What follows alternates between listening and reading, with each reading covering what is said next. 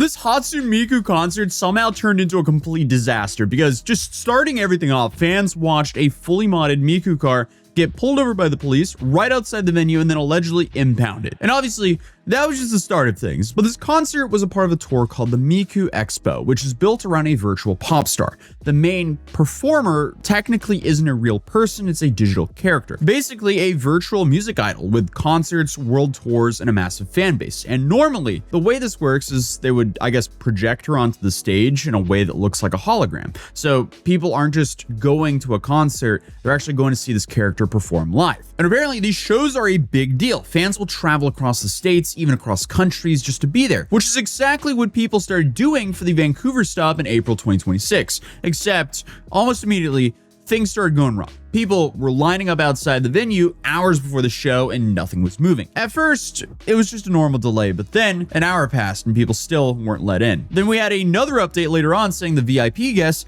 didn't even get inside until over an hour late. And keep in mind, these are the people who paid extra. Now, imagine you've been standing outside the entire time, it's cold, it's raining, and you've been waiting for hours. And some people had driven hours just to be there and they were all just stuck, which is exactly why fans are calling the experience a dumpster fire. But then people started noticing more and more police started showing up, and this was being reported on both Twitter and Reddit. So essentially a large chunk of the internet was looking at this going, okay, what's happening next? Because more and more cops started arriving, but nobody with normal tickets have been let in yet. And I mean, I can see why people would panic over something like this because, like, you know, you're an hour delayed, there's no explanation, and suddenly police start showing up. Yeah, I would think something not that great is going on. And I guess it didn't really help people's worries that at one point a dude was just shirtless on top of a parking garage across the street waving at the crowd. So I mean, fascinating things are going on at the Miku Expo, to put it lightly. But things were just starting to get weird because apparently whenever the line would move, some people would just start screaming. So now you have a delayed concert, a massive crowd that isn't moving, and police showing up for reasons nobody really understands. And while all this is happening, people are freezing in line, and the show's obviously running late. Police are just casually multiplying outside, and someone in the crowd notices something that immediately steals the spotlight. Right outside of the venue, there's a car getting pulled over. Now, normally, that wouldn't be that big of a deal, except this wasn't a normal car. It was a Miku car. Nolan, there's a Miku car. It's a Miku car.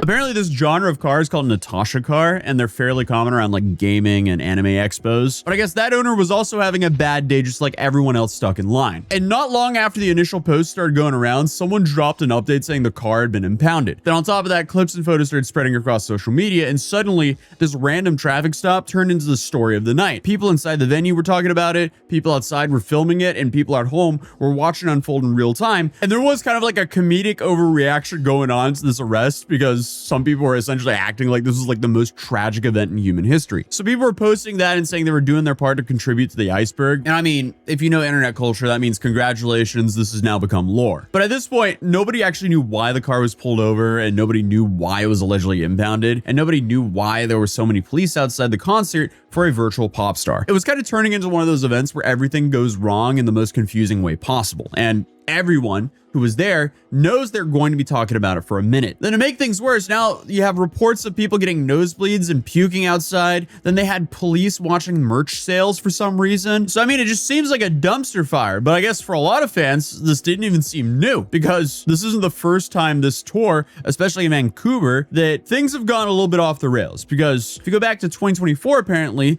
the last time this event kicked off in North America, things were already not great. Because before the concert even started, people were dealing with the pre-sale issues where the tickets got scooped up and flipped for hundreds of dollars. So right out of the gate, fans were already paying way more than they expected just to get in the door. But honestly, that's just the concert experience of 2026. It's kind of like when the whole hypebeast sneaker era died, people just moved their bots from scalping shoes into scalping tickets.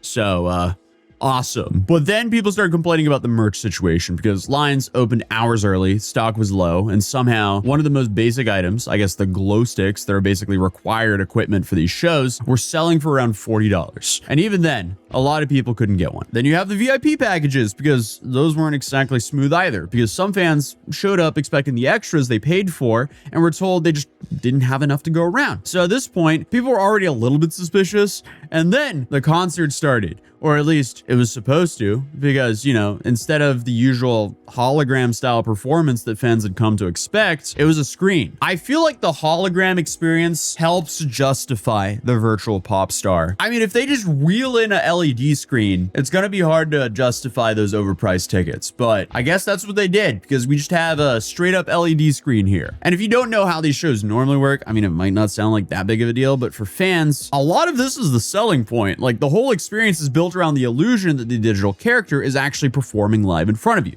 And that illusion is, you know, a big part in why people buy tickets to these events. But instead, it seems like you're just at a very expensive YouTube watch party. And I guess the biggest issue here is nobody told them. Like, there was no clear warning, no heads up saying, hey, we're not gonna do some fancy hologram today. It'll just be one big LED screen. You guys can just enjoy the show. So now you have a whole bunch of fans calling it a scam. Others started demanding refunds, and there were even petitions going around asking for explanations and compensation. And when you stack all this together, you know, the missing VIP items and then the performance itself, it created this feeling the whole event was kind of just falling apart. And then you have a response from Krypton Future Media after this whole mess, but it was basically just like, hey, we'll get better, we promise, which isn't really that reassuring. But hey, I guess we'll see if it was better, because fast forward to 2026, different year, different tour, not much better, because somehow we're right back in Vancouver with delays, confusion, police outside the venue, and now an anime car getting impounded in the middle of all of it. And by the time people actually started getting inside, the whole night already felt off. Because again, people were standing outside for over an hour, some closer to an hour and a half, and then when VIPs finally got in, it didn't exactly fix things. Because even then, they weren't actually getting to their seats. And remember, the internet is still kind of monitoring the situation here, so fans started to post updates saying, hey, we made it inside the building, but they were just being held in place while staff were still trying to set things up, including the stage. How is the stage not set up?